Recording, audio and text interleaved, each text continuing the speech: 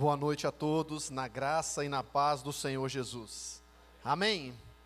Quem veio com fé, diga amém. Amém, eu também vim. Eu creio que grandes coisas o Senhor vai fazer nesta noite.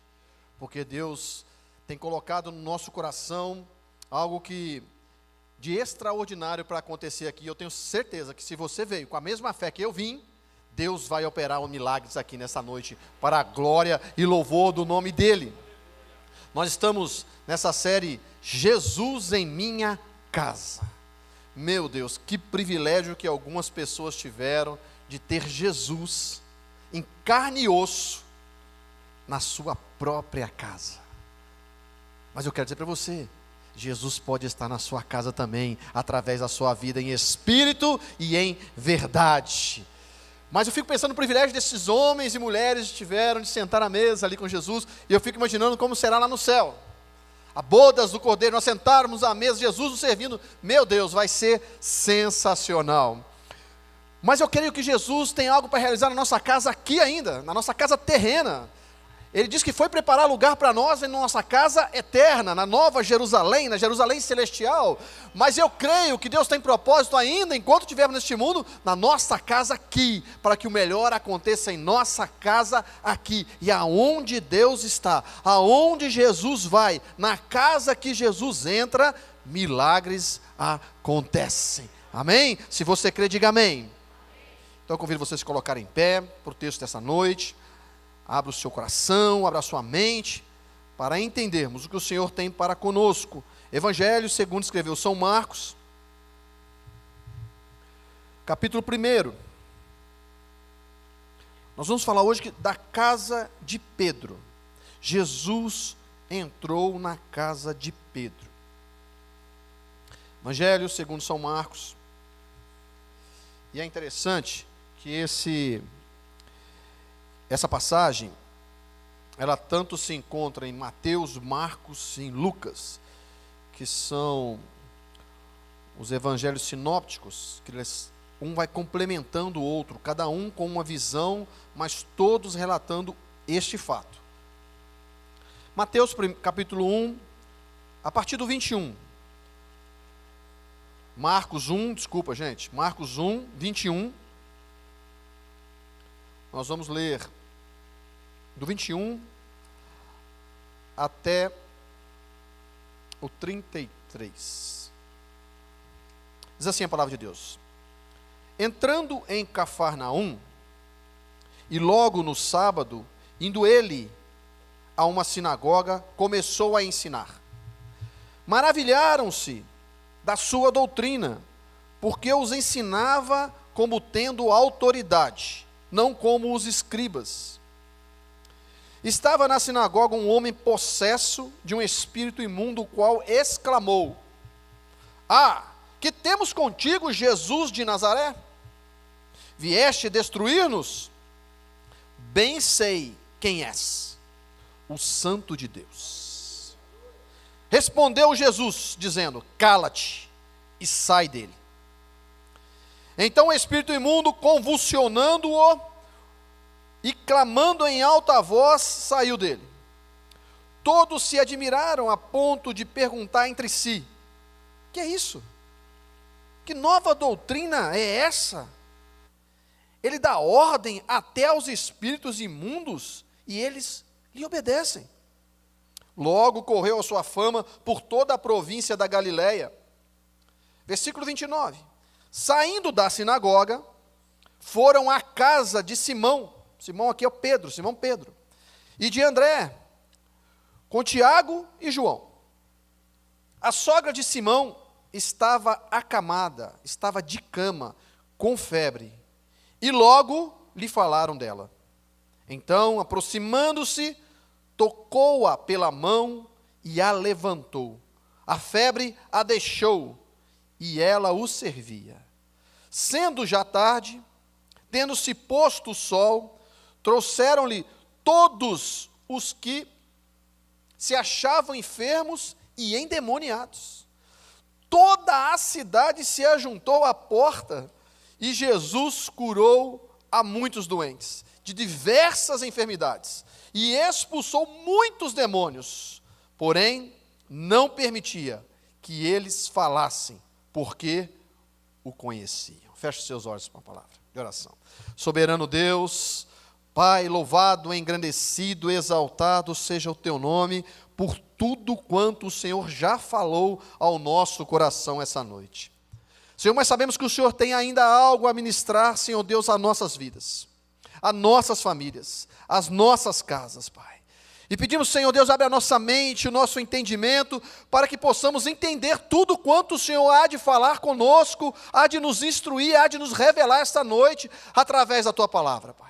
Repreendemos todo espírito de distração, Senhor Deus, e que o nosso coração seja uma terra fértil, Pai, para receber a Tua palavra nessa noite. Assim oramos, em nome de Jesus. Você pode dizer amém? Podeis tomar assento. Esse texto mostra um dia agitado de Jesus, um dia bem atarefado para Jesus. E nós vamos aprender com esse texto que nós lemos, com a cura da sogra de Pedro, que Cristo cuida das nossas famílias, transforma o nosso lar, se importa com as nossas limitações, restaura a nossa vida para servir e faz da nossa casa um centro, um local de bênção e testemunho. Amém, igreja? Amém. Vamos entender isso aqui que Deus quer falar conosco nessa noite. Jesus estava indo para a casa de Pedro, mas antes dele entrar nessa casa, ele passa em uma sinagoga. E outros textos vai falar, inclusive aqui se você colocar Marcos 4, Lucas 4, 15 e 16, vai falar que Jesus tinha o costume de ir à sinagoga. Entenda bem. Jesus tinha o costume de ir na sinagoga. Não é costume de Jesus ir à sinagoga. É diferente. É importante nós termos o costume de ir à igreja, mas nós não devemos vir à igreja por costume. Nós devemos ter o costume de ler a palavra de Deus, mas não devemos ler a palavra de Deus por costume, por religiosidade. Nós devemos, sim, ter o costume de orar, mas não devemos orar por costume. Estão me entendendo? Diga amém. Então Jesus tinha o costume de ir na sinagoga, mas ele não ia à sinagoga por religiosidade, por costume. E a Bíblia diz que ele ensinava nas sinagogas, e todos louvavam a Deus. Estou falando de Lucas 4, 15 e 16. E chegando ele a Nazaré, onde fora criado, entrou numa sinagoga dia de sábado, segundo o seu costume. Está escrito lá em Lucas 4, 15 e 16. Ora, para muitos talvez fique confuso o que era uma sinagoga. Por que Jesus tinha o costume de ir na sinagoga? Por que não ao templo? É importante esclarecer isso, porque isso gera dúvida em muitas pessoas. E eu quero fazer aqui uma introdução e um pano de fundo para isso. O templo era único, só havia um, e em Jerusalém. Para os judeus, segundo a lei de Moisés, o sacrifício a Deus só podia ser feito em um único lugar, no templo. Se você ler Deuteronômio, capítulo 12, do 5 ao 6, capítulo 11, capítulo 13 e 14, vai falar sobre isso, de como se deveria comportar o povo de Deus a um único lugar a oferecer sacrifício a Deus, que era no templo. Esse lugar, na época, era o templo de Jerusalém, que foi construído por Salomão, mas esse templo foi destruído na época do exílio babilônico por um rei chamado Nabucodonosor.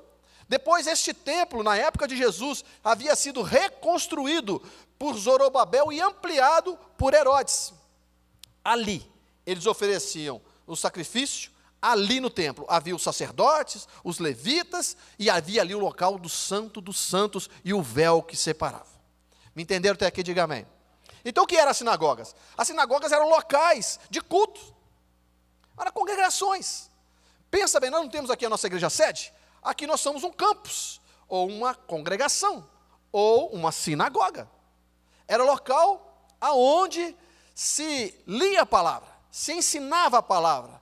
Esse lugar estava espalhado pelas aldeias, pelas cidades circunvizinhas, que se construíam as sinagogas para oração, leitura da Torá e as instruções. Esse era o motivo. Não havia sacrifício das sinagogas, apenas leitura da palavra, ensinos e cânticos. E nessa ocasião que nós acabamos de ler aqui, Jesus estava na sinagoga em Cafarnaum. Então entenderam a diferença de sinagoga para o templo? Se entenderam, diga amém. Então todas as cidades ali, naquela região, havia uma sinagoga. Jesus entrara nessa cidade chamada Cafarnaum. Cafarnaum ficava a 180 quilômetros distante de Jerusalém, aonde havia o templo. Cafarnaum ficava mais ou menos 50 quilômetros de distância de onde Jesus fora criado, que era Nazaré. Então você vai fazer as contas aí, quanto tempo. Jesus foi várias vezes a Jerusalém. Jesus ia nas festas em Jerusalém. E esse tempo, a Páscoa foi em Jerusalém. Jesus foi crucificado em Jerusalém. E esse tempo de viagem demorava em torno de 6 dias. Normalmente, era o tempo, se andava a média 30 quilômetros por dia naquela época, naquelas estradas. Se a pessoa fosse mais magrinha, mais atlética, era um pouquinho mais. Se fosse mais gordinho, mais coisa, um pouquinho menos. Se fosse mais idoso, mas em média era isso. Cafarnaum era um ponto estratégico. Cafarnaum estava localizada à beira do mar da Galileia, em uma rota comercial, e a principal rota comercial que Cafarnaum pertencia era a ligação de Damasco ao Egito. Gente de todo lugar, de toda a região, passava por Cafarnaum. Judeus, romanos, gregos, sírios. Isso fez de Cafarnaum um local estratégico para Jesus, porque a palavra dali se espalhava rapidamente. Pessoas circulavam muito por Cafarnaum. Sendo assim, Jesus escolheu Cafarnaum como base estratégica do seu ministério. E além disso, os seus discípulos, a maioria deles morava em Cafarnaum. Pedro, Tiago, João, André, Mateus, eram todos dali. Por isso Jesus estava sempre em Cafarnaum. Tanto que a Bíblia vai dizer em Mateus 9, versículo 1, 9, 1, vai dizer que Cafarnaum era a sua casa. Chega a usar esse termo a Bíblia, de tanto que Jesus estava em Cafarnaum. Bem, dito isso, antes de Jesus ir a esta casa de Pedro, que nós vamos falar essa noite, Jesus passa por uma sinagoga, era um sábado, como de costume, e Jesus ali teve a oportunidade de falar a palavra de Deus, de pregar, de abrir a Torá e falar sobre a Torá. E a Bíblia nos fala que quando Jesus está presente, e aqui eu começo a pregar, quando Jesus está presente, o oculto se revela. Vamos entender isso. O homem estava na sinagoga, aparentemente, como qualquer outro frequentador. Se você olhar os textos de Marcos, que nós acabamos de ler, se você olhar o texto de Lucas, se você olhar o texto de Mateus, vai dizer que havia ali um homem. Aquele homem era pertencente àquele local. Aquele homem estava constantemente naqueles cultos, naquela igreja, naquele lugar. Era um frequentador. Mas quando Jesus entra naquela sinagoga, aparentemente, aquele homem sentado como qualquer outro. Mas quando Jesus entra, o oculto é revelado. Jesus entrou, a presença da luz expôs a obra das trevas. Entenda isso. Isso mostra que é possível alguém frequentar um ambiente religioso e ainda estar oprimido espiritualmente, porque só Jesus pode libertar o oprimido. Entenda que Jesus estava ali e Jesus não direcionou a palavra àquela pessoa. Jesus só começou a pregar. Isso mostra que é impossível, aonde Jesus está, a treva não se manifestar diante da luz. E olha só, Jesus chega, e a palavra diz que ele começa a pregar, e as pessoas, versículo 22 de Marcos 1, maravilhavam-se da sua doutrina, porque ensinava como quem tendo autoridade, não como os escribas. Eu acho que Jesus era pentecostal, irmão. Jesus ali, falar para você, fazia acontecer. Jesus não falava como os escribas, Jesus falava com autoridade. E olha o que acontece, quando Jesus está falando com autoridade, pregando a palavra, é manifestado um espírito imundo. Versículo 23, estava ali na sinagoga um homem possesso. de um espírito imundo, ao qual exclamou: ah, que temos contigo, Jesus de Nazaré? Vieste destruir-nos? Bem sei quem tu és. Ei, irmão, escuta isso. Isso é para fazer um choque na gente.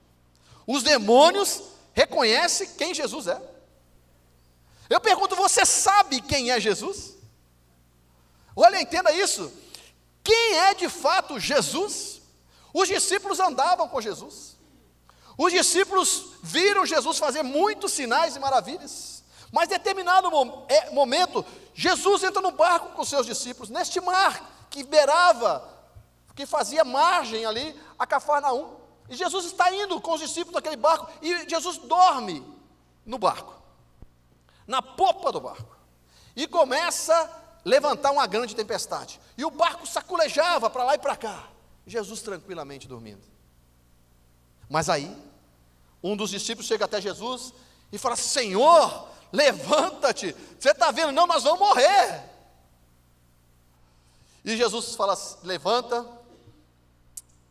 manda o vento se calar. Vento, cala-te. Mar, aquieta-te. Pensa nessa cena, meu irmão.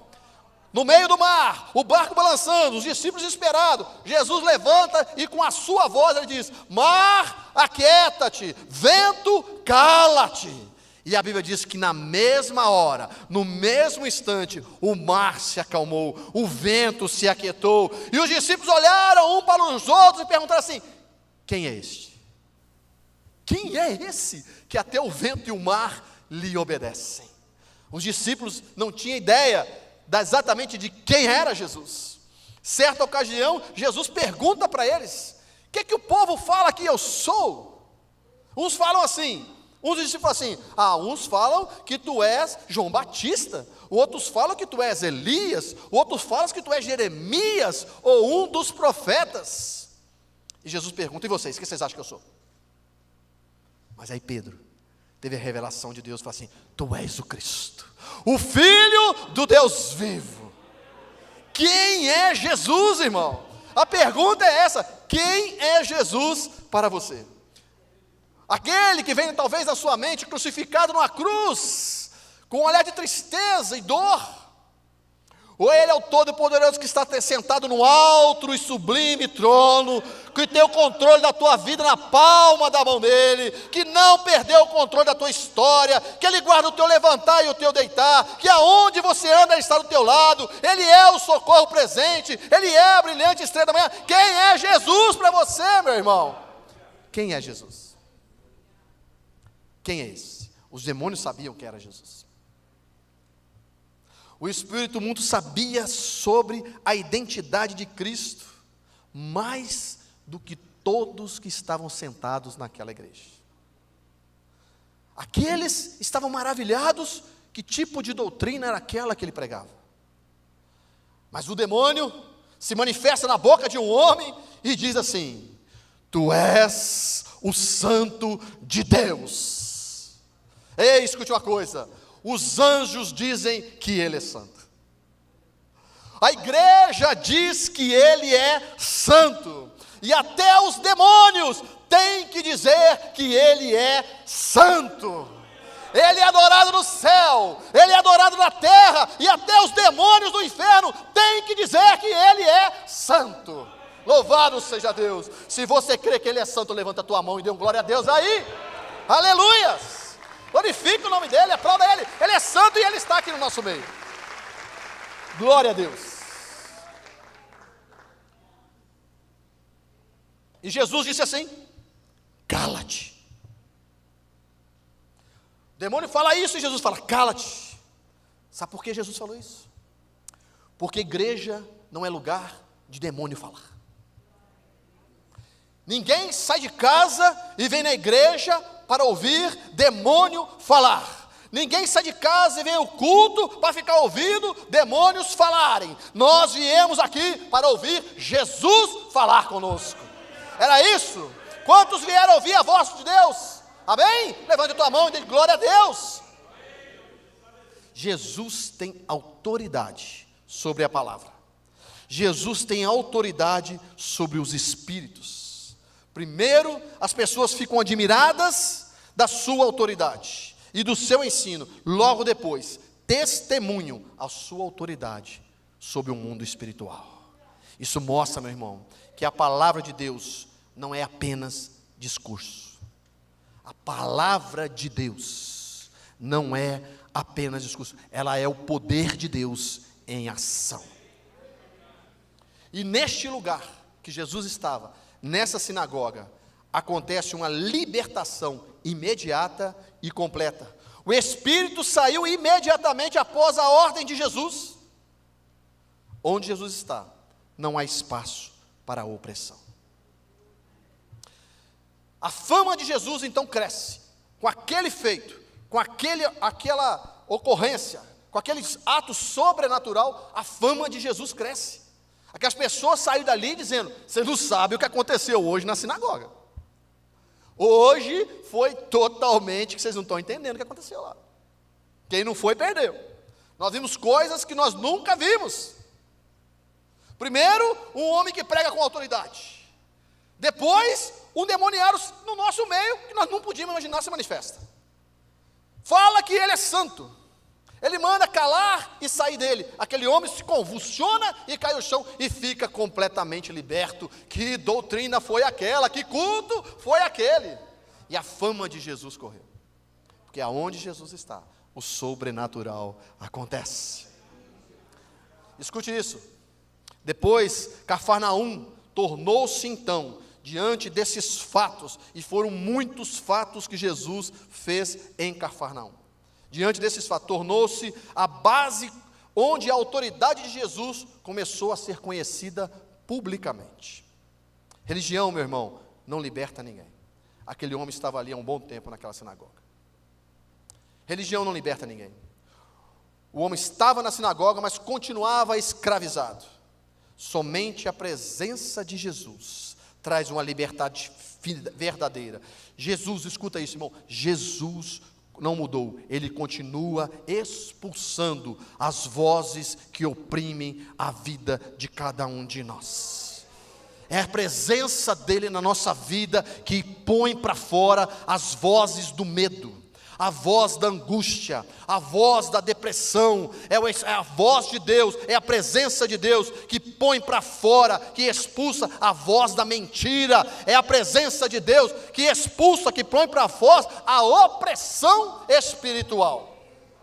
O culto só faz sentido, meu irmão, com a presença de Cristo. Naquela sinagoga a diferença não foi a leitura da Torá, que era lido toda vez. Naquela sinagoga, naquele sábado, naquela manhã, a diferença daquele culto foi a manifestação da autoridade de Jesus naquele lugar. Depois do culto, que eu imagino que culto foi aquele, Jesus sai. Depois que o culto acabou, Pedro fez a melhor coisa que alguém pode fazer: levar Jesus para a sua casa. Ei, escute uma coisa que talvez você não entendeu ainda. O cristão não marca encontro com Jesus neste lugar. Jesus não quer marcar encontro com o crente neste lugar.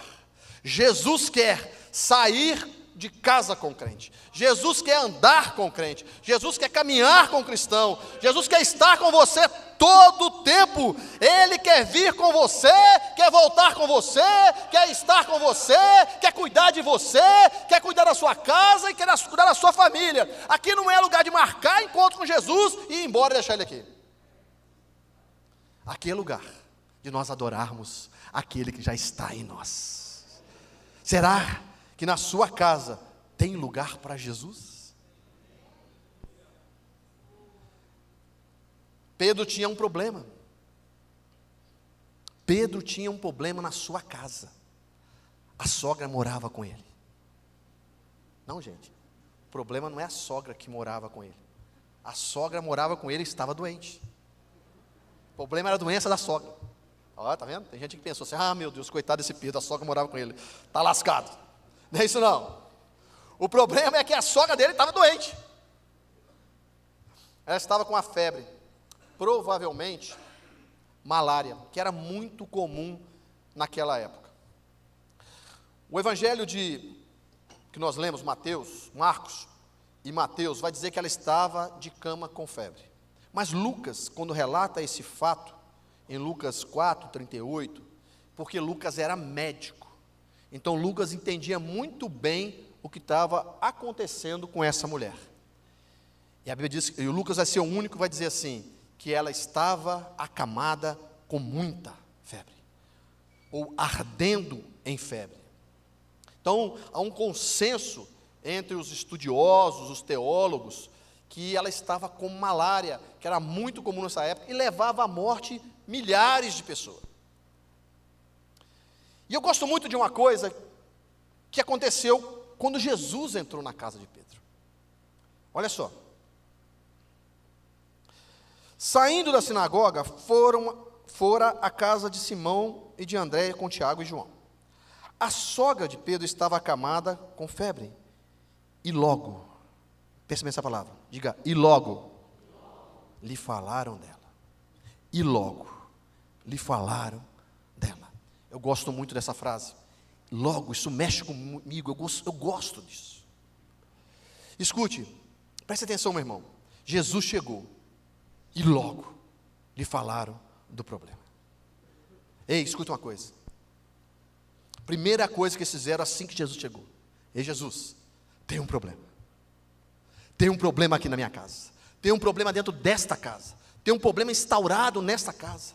Tem um problema no quarto desta casa. Logo lhe falaram dela. Meu irmão, escute isso. Vá ao médico, mas primeiro fale para Jesus. Escuta uma coisa, faça todos os exames, mas primeiro fale com Jesus. Meu irmão, comunique com ele o seu problema primeiro. Meu irmão, vá à farmácia, precisa de farmácia, vá, mas primeiro fale para Jesus. Logo em seguida, fale para Jesus o que está cometendo. Às vezes você já falou para tantas pessoas, mas você ainda não falou com Jesus. Escuta uma coisa, meu irmão, oração não é a última instância.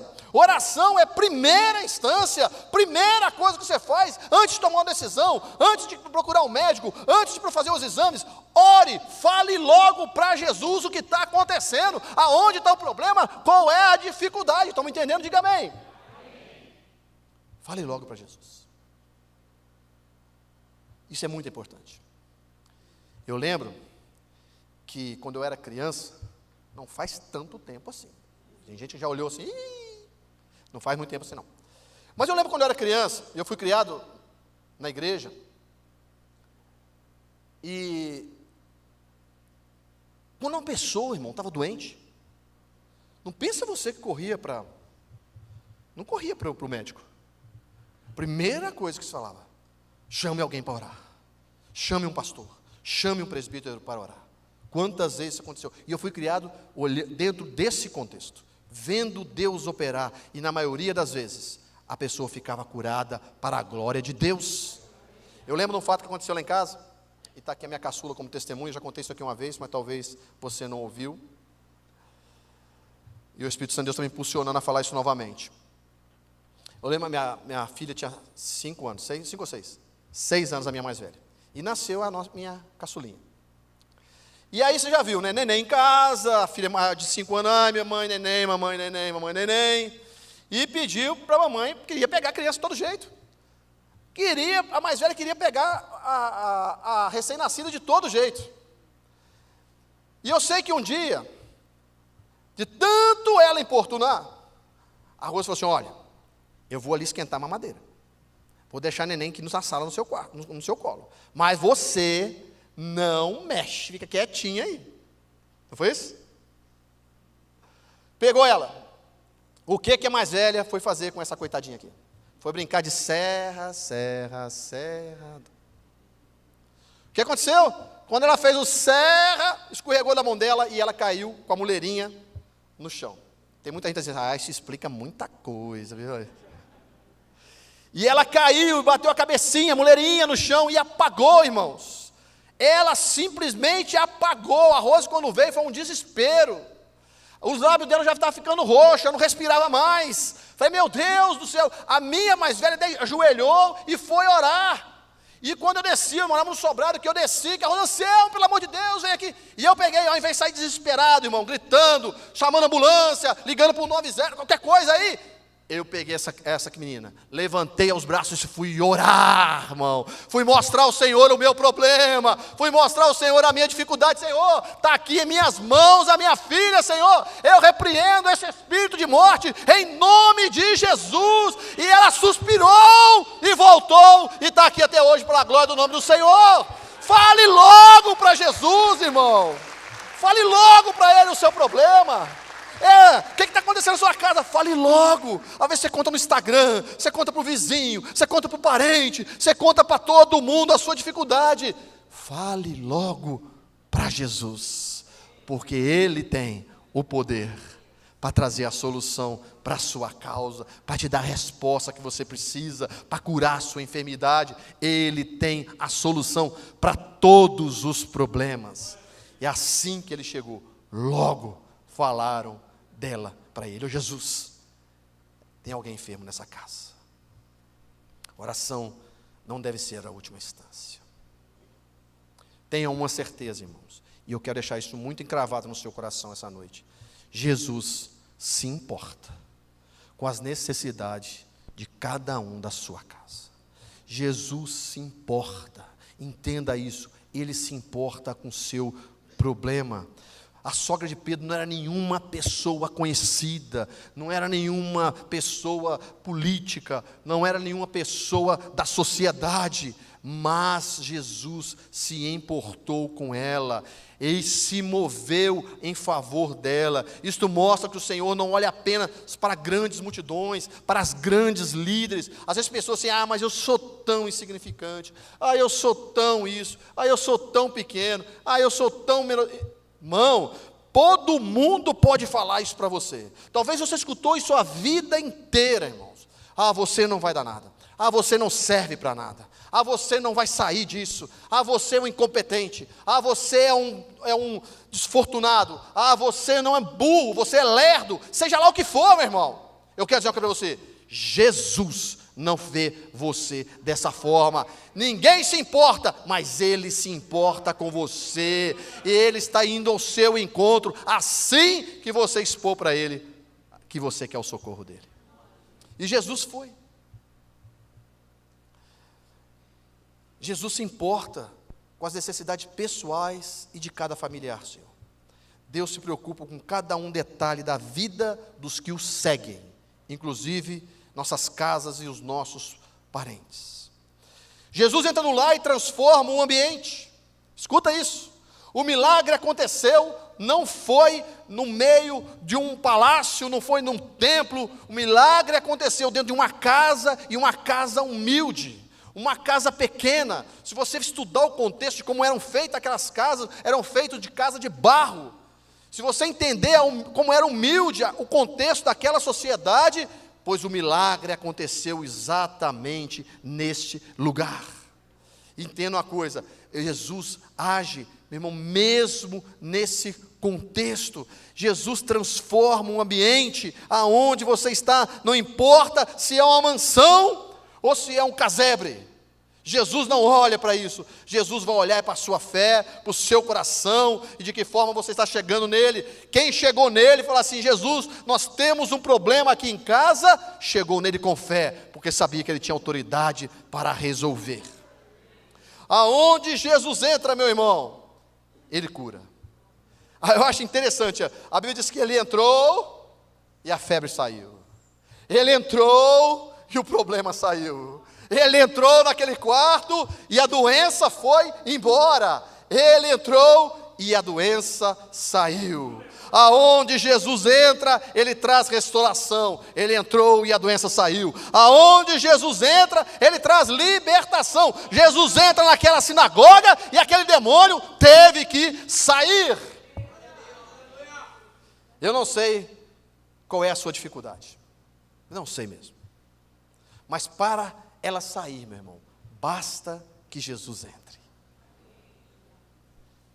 Quem vai levar Jesus para casa, levanta a sua mão e diga: eu vou. Glória a Deus, eu também vou.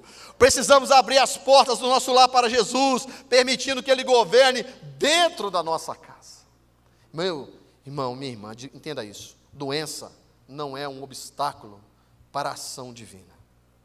A sogra de Pedro estava enferma, com malária, uma doença que a limitava, uma doença que jogou ela na cama, uma doença que a paralisava, uma doença que a desanimava. Já viu alguém com febre animado?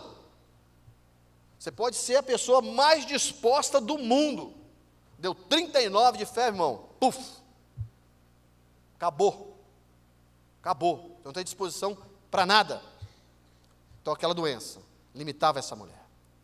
Aquela doença paralisava essa mulher.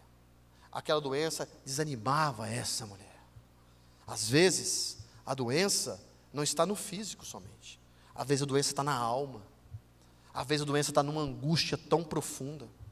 Às vezes a doença está num quarto, não da sua casa, mas num quarto escuro da sua alma. E você já viu isso? Eu não sei vocês. Quantos já tiveram essa oportunidade de visitar uma casa? E nessa casa ter um doente. Mas digamos que você não foi fazer a visita pro doente. Você foi visitar a família. O que as pessoas geralmente fazem? Fecha a porta. Fecha a porta do quarto.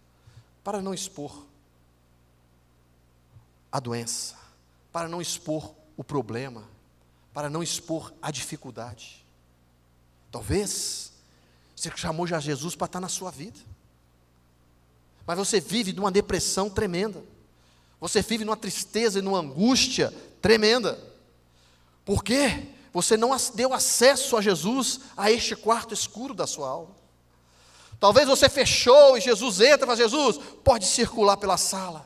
Pode circular até pela cozinha, Jesus. Jesus, você tem a liberdade até de abrir a geladeira, Jesus. Mas nesse quarto aqui, ele está fechado, Jesus. Nesse quarto da angústia da minha alma, da qual eu me afundo em tristezas, em mágoas, em falta de perdão, em falta de liberar um perdão que me consome, talvez durante a sua vida toda. E você não deixa Jesus entrar ali. Você não deixa Jesus tratar essa ferida. Jesus não deixa Jesus curar essa doença. Você não mostra, não expõe para Jesus este problema. Jesus uma vez entrou em uma sinagoga, e a Bíblia diz que tinha um homem com uma mão ressecada. E aquele homem escondia aquela mão. E Jesus chama aquele homem para o meio. E fala a Jesus assim: estende as suas mãos. O que Jesus está dizendo? Mostra para mim onde está o problema. Mostra para mim aonde é a sua dor. Mostra para mim aquilo que está te entristecendo, afetando a sua alma, te trazendo essa angústia, essa tristeza. Abre a porta desse quarto. Irmão, Jesus não vai arrombar a porta nenhuma. Jesus só entra onde Ele é convidado. Jesus só entra onde Ele é querido, quisto, chamado. Jesus não vai arrombar essa porta, mas que em nome de Jesus, essa noite, você tenha a oportunidade de expor para Ele o seu problema, porque Ele vai entrar, e a hora que Ele entrar neste quarto, este problema vai sair. A hora que Ele entrar neste lugar, a depressão vai embora. A hora que Ele entrar neste lugar, o perdão vai chegar. A hora que Ele entrar neste lugar, você vai se levantar para a glória do nome dEle. Estão me entendendo? Diga amém. O toque de Jesus traz vida e restauração. Jesus entra naquele quarto, e a Bíblia diz que Ele tocou nela. Imediatamente a febre a deixou. O toque de Jesus não apenas cura o físico, mas também renova as forças espirituais e emocionais. Um encontro real com Jesus muda instantaneamente a sua condição. Entenda, meu irmão, não precisa de muita etapa. É só um toque. É só um toque dele ou nele.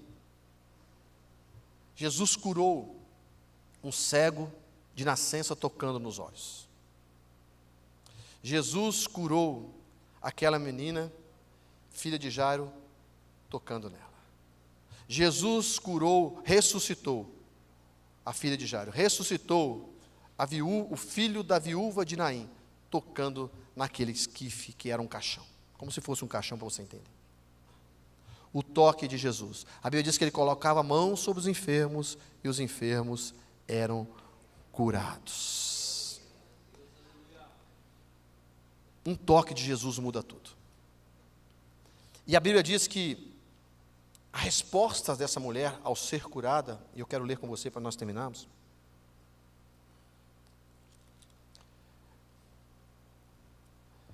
Diz assim: então aproximou-se e tocou-a pela mão e a levantou. A febre a deixou imediatamente e ela os servia.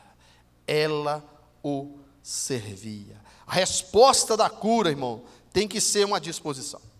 A resposta da cura tem que ser um trabalhar. A resposta da cura tem que ser uma disposição em servir. O milagre não foi apenas para benefício próprio dela, mas a capacitou para servir. Todo milagre de Deus em nossa vida deve nos conduzir à gratidão prática, servindo ao próximo e a Jesus. Meu irmão, quantas coisas o Senhor tem feito por você?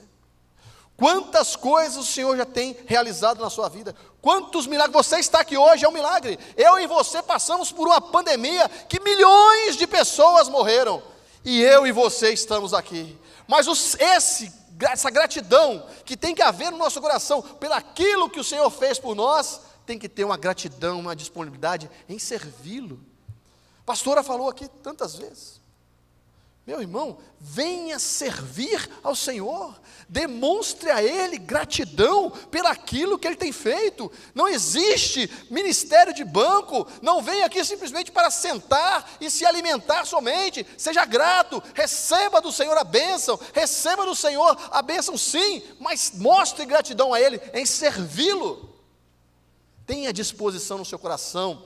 E isso vai acontecer quando você for grato. Ela recebeu, na mesma hora que ela recebeu o milagre, ela começou a servi-lo. E eu termino aqui. O testemunho dentro da família alcança outros. Olha, eu vou repetir isso. O testemunho que Deus fez naquela casa alcançou outros. Olha o que aconteceu. Sendo já tarde, tendo-se posto o sol, tardezinha, começou a anoitecer. Olha bem, Jesus de manhã estava na sinagoga, de tarde estava na casa de Pedro. E como Jesus cura aquela mulher, que todo mundo sabia que ela estava doente. Jesus, quando opera aquele milagre, de manhã Jesus expulsaram um demônio na sinagoga, de tarde Jesus cura uma mulher que estava prestes à morte, provavelmente com malária. E aquela mulher já vista com aquela disposição toda. À tarde, posto o sol, trouxeram-se todos os enfermos que se achavam e endemoniados. Toda a cidade ajuntou-se à porta da casa de Pedro, e Jesus curou a muitos doentes e diversas enfermidades, e expulsou muitos demônios. Se você vê em outros evangelhos, se não me engano, Lucas vai dizer assim, Lucas vai dizer, e curou a todos. Ei, meu irmão, após esse milagre, muitas pessoas vieram à casa de Pedro. A obra que Deus vai realizar em o seu lar se torna testemunho para toda a comunidade. Escute isso, quando Cristo age em nossa casa, o impacto vai além da nossa família, alcançando muitos outros. O que Jesus realizou dentro da casa de Pedro foi tão impactante, que a cidade inteira veio à porta da casa de Pedro. Você pode parar para imaginar nisso? Para imaginar essa cena. A cidade inteira, está escrito aqui, veio à porta da casa de Pedro. E eu quero liberar uma palavra profética sobre a sua vida. Estenda as tuas mãos aí, meu irmão. O que Deus vai fazer na sua casa, será tão grandioso, será tão maravilhoso, será tão impactante, que os seus parentes, que seus amigos, que seus vizinhos, vizinho da direita, vizinho da esquerda, vizinho da frente, vizinho de trás, também serão alcançados. A bênção vai chegar para eles também. Se você quer dar um glória a Deus aí, meu irmão. Aleluias!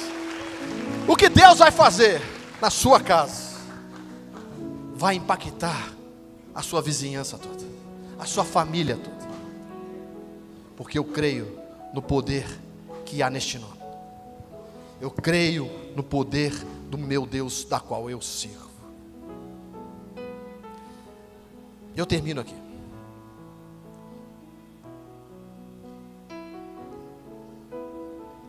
Talvez alguém pergunte, mas pastor, isto foi só naquele tempo. Eu tenho uma palavra para você, que talvez ainda está com o seu coração titubeando. Eu quero crer que não tenha ninguém aqui, mas Marcos 16, 17, 18, Jesus vai dizer assim: e estes sinais, e estes milagres, seguirão aos que creem em meu nome. Você crê no nome de Jesus? Esses sinais seguirão você. Você crê no poder que há no nome de Jesus? Esses sinais seguirão a você.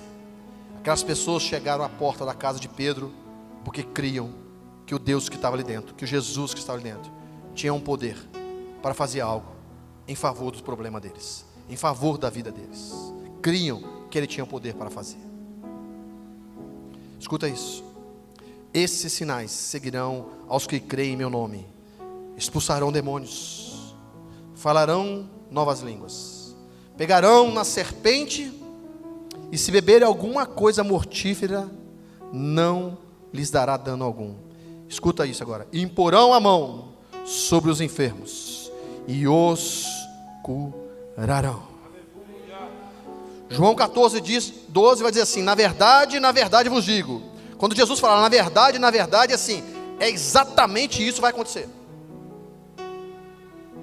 Que aquele que crê em mim fará obras maiores do que estas. Aquele que crê em mim fará obras maiores do que estas. Eu queria convidar vocês a ficar em pé. Queria pedir para os intercessores virem aqui na frente, que eu quero ungir. Eu quero ungir a mão de cada um que tem um problema na área da enfermidade. Seja você aqui, ou seja na sua casa, seja alguém da sua família. Pegue o olhinho, cada um, vire para frente, por favor. Escuta isso. Quando Jesus entrou naquela casa, ele tocou nas mãos daquela mulher que estava enferma. Então, se você, pela fé, acredita que Jesus está aqui neste lugar, e você quer receber um toque de Deus, a Bíblia diz que tudo é possível ao que crer, e a Bíblia diz que Jesus não mudou. Ele é o mesmo ontem, Ele é o mesmo hoje, e Ele será eternamente. Então, se você precisa de um milagre da saúde da sua vida, ou de alguém na sua casa, e quer receber um toque, pela fé, nós estaremos ungindo a sua mão. Os intercessores estarão ungindo a sua mão, como um sinal de um toque de Jesus na sua mão. E eu creio que em nome de Jesus, essa doença vai sair. A sua família ficará liberta. Jesus está entrando e o mal vai sair. Jesus está entrando e a doença vai sair. Porque é pelo ato de fé que Jesus vai operar hoje. É na hora, é hoje, para a glória do nome dEle. Então, com este louvor, você tem a oportunidade de sair daqui e receber uma unção na sua mão, como um toque. Jesus tocou aquela mulher, e através da vida desses homens e mulheres que aqui estão, vão tocar na sua mão, simbolizando um toque de Jesus.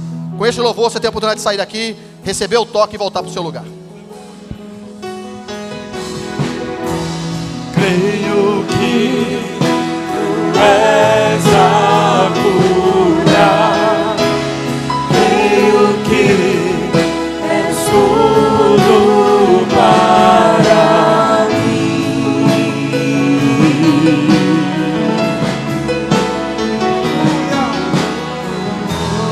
Creio que tu és a vida. Creio que não há um igual.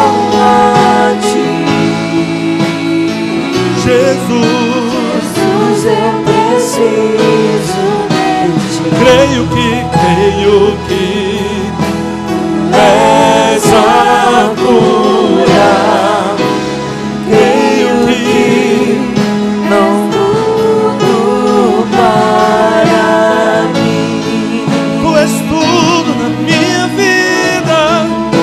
Eu creio, Senhor. Creio que tu és a vida.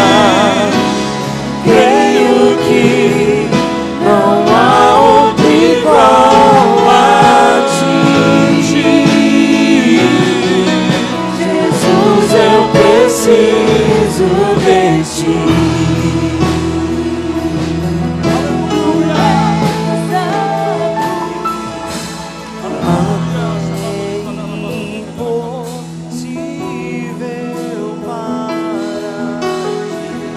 Nada é impossível.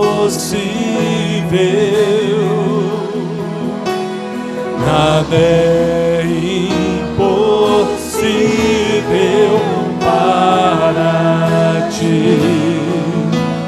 Tens o meu mundo em tuas mãos. Nada é impossível. Nada é impossível para ti. Nada é impossível. Nada é impossível para ti. Tens o meu mundo em tuas mãos. Creio que tu és a cura. Creio que és tudo para mim. Só Jesus, tu tens todo o poder. Eu creio que és. Creio que tu és a vida. Creio que não há outro igual a ti. Jesus, eu preciso de ti. Se você crê que Jesus é a cura, aplauda Ele bem forte. Ele está aqui. Eu senti o poder do Senhor nesta noite aqui, derramando a sua graça e a sua misericórdia. Irmãos, não deixe a dúvida roubar a tua bênção. Deus operou milagres aqui. Deus operou milagres aqui. Deus está curando aqui. Deus está restaurando aqui. Deus está levantando aqui. Deus está libertando aqui. Não deixa a dúvida entrar. Deus está agindo no nosso meio para a glória, para a glória, para a glória do nome dEle.